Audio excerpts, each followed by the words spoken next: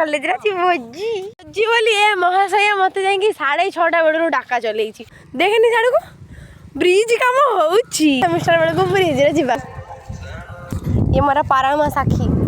आंगनबाड़ी सांग कौन कॉलेज रे केही नांती कॉलेज रे पहुँचिकी जाकि देखला बेलू ये मैडम आमर काम लगी पड़ी ये भोजी भी सब रेडी तापर ये बाबू तांकर हेठू काजू नहीं आसते तांको काजू आम मैंने सब भाग पकईदेलु आम 3 जनकर भाग पकईदेलु भाग भी से आमको देला ये काजू खाई सारा पर मैडम तांकर आंबुर काटाकाटी कर व्यस्त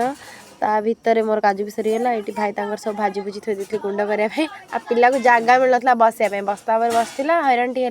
मत दीदी ये सब ग्राइंडिंग करने मोर ये सब बस ग्राइंडिंग करी ग्राइंडिंग कर नड़िया छड़े नड़िया छड़ी गली पेट पूजा करने पेट पूजा कर देखला बेलू भोजी खत्म होने बस खाऊँ मटन तो मुझे जेहेतु आइंस खाइबी मत जाणी जाणी देखा मटन ने खाए एमती आज भिडियोटी भल लगे like share subscribe thank you.